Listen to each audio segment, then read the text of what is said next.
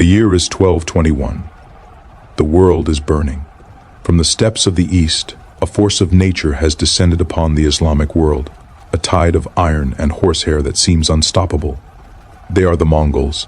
For 2 years they have swept through the great cities of Central Asia, Bukhara, Samarkand, Gurganj. These ancient jewels of culture and science have been reduced to ash and bone. The Mongol reputation is absolute. Resistance brings annihilation. Surrender brings slavery. There is no third option, or so the world believed. But in the jagged, unforgiving mountains of the Hindu Kush, just north of modern-day Kabul, a fugitive prince decided to test that belief. He was the last hope of a dying empire, a man with nothing left to lose but his life.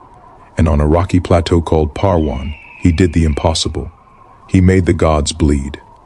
This is the story of the only time the invincible Mongol Tumans were shattered in open battle during the invasion of the Khwarazmian Empire. This is how the world learned that the horse lords were only men. To understand the miracle of Parwan, we must first understand the apocalypse that preceded it. The Khwarazmian Empire was vast, stretching across modern-day Iran, Uzbekistan, and Afghanistan. It was wealthy, powerful, and arrogant. But its leader, Sultan Muhammad II, made the most fatal mistake in history. He humiliated Genghis Khan. He executed Mongol envoys who came in peace to trade. In the eyes of the great Khan, this was not just an insult, it was a cosmic crime. Genghis did not just declare war, he declared an extermination. The Mongol army that poured into the empire was unlike anything warfare had ever seen. They were not a mob, they were a machine. A Mongol warrior was born in the saddle. By age 3 he was riding, by age 5 he was shooting. His weapon was the recurve composite bow. This was not a simple stick of wood.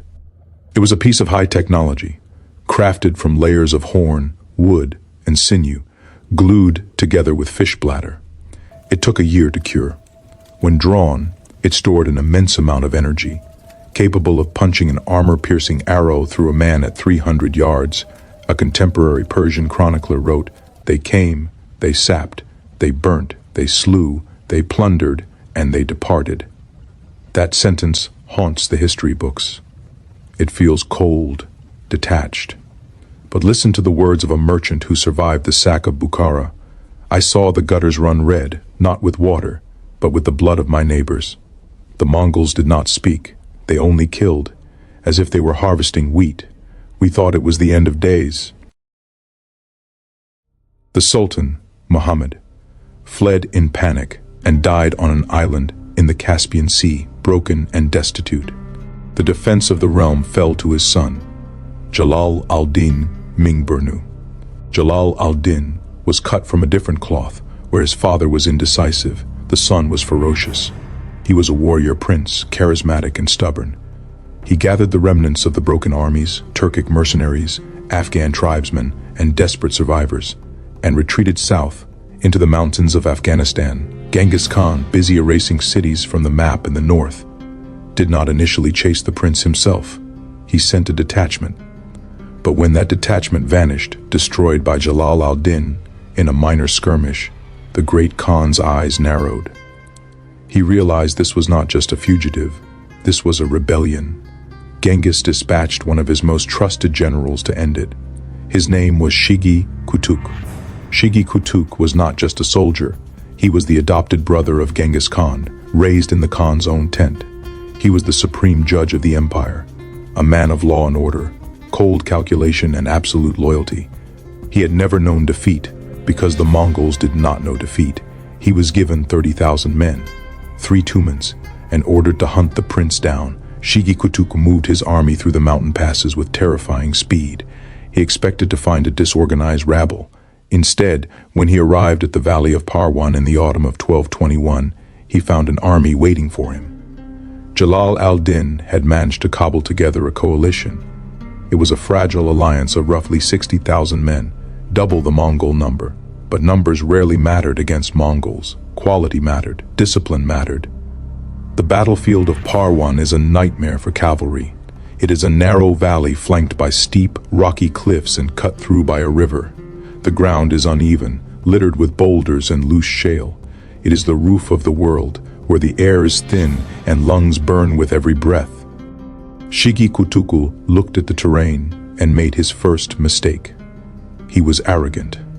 He saw the Khwarazmian army and ordered an immediate attack. He did not wait to scout, he did not wait to secure the high ground. He assumed the mere sight of the Mongol standards, the 9 yak tails blowing in the wind, would break the enemy's spirit. He was wrong.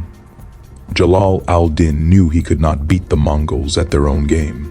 If he tried to fight a mobile battle of maneuver, the Mongols would flank him, encircle him, and rain arrows until his army disintegrated. He had to change the rules.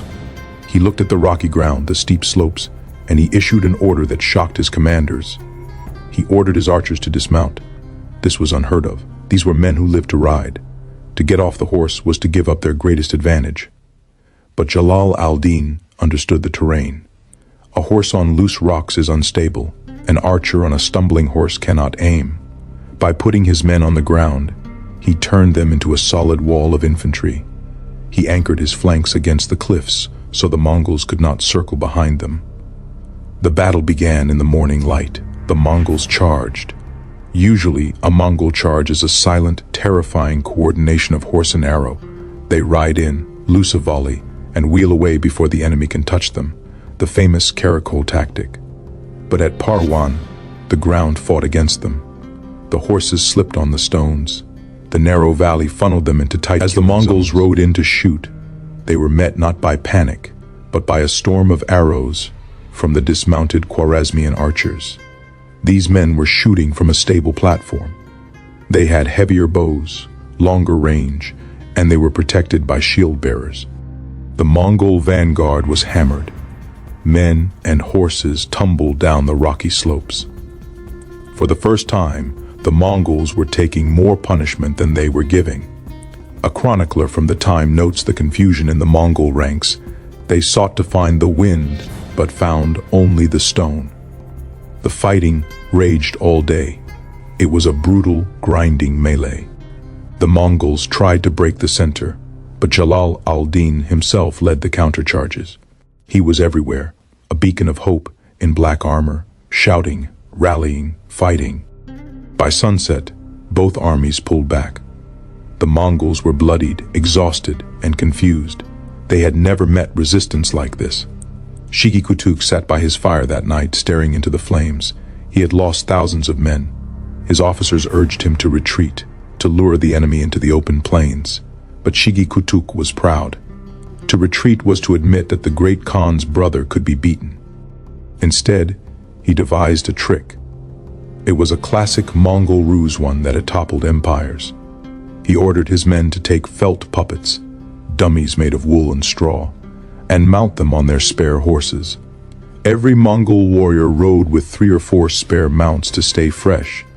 By tying dummies to these loose horses, Shigi Kutuku instantly doubled the visual size of his army. When the sun rose on the second day, the soldiers of Jalal al-Din looked across the valley and gasped. It looked as though the Mongols had received massive reinforcements during the night. The valley floor was a sea of warriors. Fear rippled through the Khwarazmian ranks. The fragile coalition began to crack. The Afghan tribal leaders looked at the exits, thinking of their villages, their families. "We cannot fight the whole world," one captain whispered to his men. "They grow from the earth like weeds." This was the moment the battle should have ended. This was the psychological warfare the Mongols mastered. But Jalal al-Din rode before his lines. He saw the fear. He knew he had minutes before his army dissolved. He didn't give a speech about glory. He pointed at the enemy and told them the truth. "Look closely," he shouted. "They do not move like men. They are straw. They are terrified of you." He managed to calm the panic. But he knew he couldn't wait. He had to attack before the fear returned. The second day of battle was even more ferocious than the first. The Mongols, confident their trick had scared the enemy, advanced again. But the Khwarazmians held. The rocky terrain continued to punish the Mongol horses. Then, Shigi Kutuk played his final card, the feigned retreat. The Mongol center suddenly broke. They turned their horses and fled, screaming in mock panic. It was the oldest trick in the book. It was designed to make the enemy break formation and chase them, losing their discipline. Once the enemy was spread out, the Mongols would turn and slaughter them. Jalal al-Din saw the retreat. His men cheered. They surged forward, wanting to chase, but Jalal al-Din screamed for them to hold. He knew the tactic. He beat his own commanders back with the flat of his sword. "Hold!" he roared. "Do not pursue!" He kept his army in formation. He slowly advanced, step by step, maintaining the shield wall. The Mongols rode away, waiting for the disorganized mob to follow. But when they looked back, they saw no mob. They saw a solid line of steel moving up the hill. The trap had failed. Now, the Mongols were in trouble. They had given up the ground, and the enemy was still intact. Jalal al-Din saw the Mongol hesitation. He sensed the shift in momentum. It was a feeling every great commander knows, the moment the enemy's soul wavers. He signaled the general advance, but this time he unleashed his heavy cavalry. The Khwarazmian heavy horsemen were armored from head to toe in chainmail and lamellar armor. On the open plains they were too slow to catch the Mongols. But here, in the confined, rocky valley, speed didn't matter, weight mattered. The Khwarazmian knights smashed into the Mongol lines. The impact was deafening. The lighter Mongol horses were bowled over. The Mongol sabers glanced off the heavy Persian armor. It became a slaughter. Shigi Kutuk watched in horror as his invincible Tumans crumbled. The discipline of the Mongol army, their greatest weapon, shattered. For the first time in a generation, Mongols turned their backs and fled for their lives, not as a trick, but in genuine terror. Jalal al-Din did not let them go. He unleashed the chase. His men, fueled by years of pent-up rage, by the memories of their burning cities and murdered families, hunted the Mongols through the ravines. Thousands of Mongols were cut down. Shigi Kutuk barely escaped with his life, fleeing back north with a handful of survivors. He arrived at Genghis Khan's camp, not as a conqueror, but as a ghost. It is said that when Shigi Kutuk entered the great Khan's tent, he fell to his knees in shame. The camp went silent. Genghis Khan looked at his brother, then at the few battered survivors. He did not scream. He did not execute him. He simply said, "Shigi Kutuk has been accustomed to winning. Now he has learned the cruelty of fortune." The victory at Parwan sent a shockwave through the Islamic world. The myth of Mongol invincibility was broken. Revolts sprang up in conquered cities. People realized the demons could die. But this story has a tragic epilogue. The victory that should have saved the empire ultimately destroyed it. Immediately after the battle, while the adrenaline was still high, a dispute broke out in Jalal al-Din's camp. It wasn't over strategy or the next phase of the war. It was over a horse. A magnificent white Arabian horse had been captured from the Mongols. The leader of the Afghan tribes and the leader of the Turkic mercenaries both claimed it. Hot words turned to drawn swords. In a fit of pride and stupidity, the coalition fractured. The Afghan tribes, making up half the army, packed up their camps and left in the night. Jalal al-Din stood alone at dawn, watching half his strength walk away over a petty quarrel. He had defeated the Mongols, but he could not defeat the egos of his own men. Genghis Khan did not give him a second chance. Hearing of the defeat, the great Khan himself mounted his horse.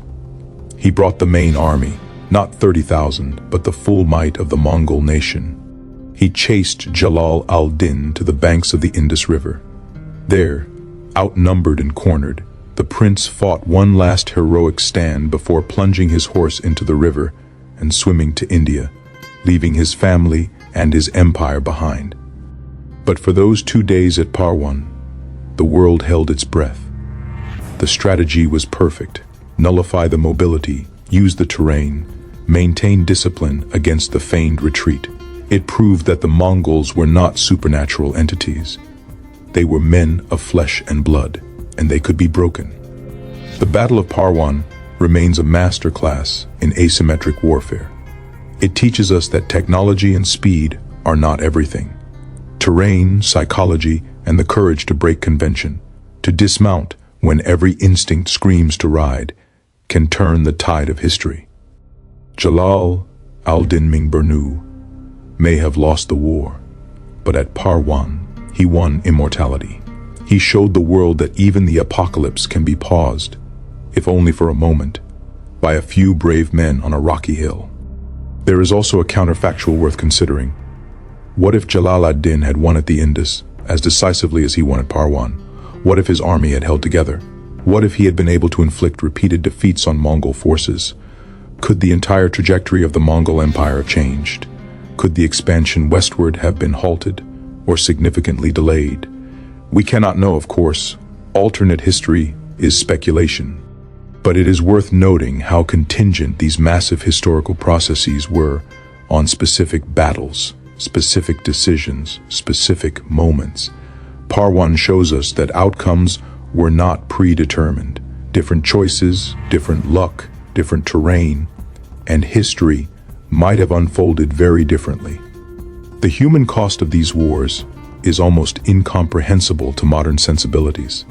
When we discuss casualties in thousands, it is easy to become numb to what that means. Each number was a person. At Parwan, perhaps 3,000 to 10,000 Mongol warriors died.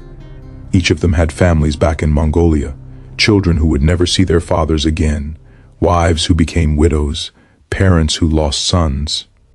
The Khwarazmian casualties were also significant, though less well documented. And these were just two battles in a campaign that killed millions across Central Asia. The Mongol conquest of the Khwarazmian Empire resulted in death tolls that some historians estimate in the millions, whether from direct killing, starvation, disease, or displacement. Parwan was one bright moment in an otherwise unrelenting catastrophe. Yet even in tragedy, there is meaning. The soldiers who stood with Jalal ad-Din at Parwan knew they were fighting for something larger than themselves. They were defending their homes, their families, their civilization. When the Mongol cavalry charged, every man who held his position was making a choice. Fear would scream at him to run. But something else, duty, honor, loyalty, love for his comrades, held him there. That collective courage, replicated across thousands of men, turned the tide. It is one of the noblest capacities of human beings, the ability to stand together in the face of terror, to act for each other rather than just for oneself. Parwan was a monument to that capacity. The legacy of this battle in popular memory is unfortunately limited. Most people, even history enthusiasts, have never heard of Parwan. It does not appear in typical Western history curricula. The Mongol conquests are often reduced to simple narratives of unstoppable expansion. Nuances, exceptions, defeats, these complicate the story and so are often omitted. But history is found in the complications, in the exceptions, in the moments that challenge our assumptions. Parwan deserves to be remembered not despite being an exception, but precisely because it is one. It shows us that history is not a simple march of dominant forces crushing all opposition. Resistance is possible, agency exists, outcomes can be changed.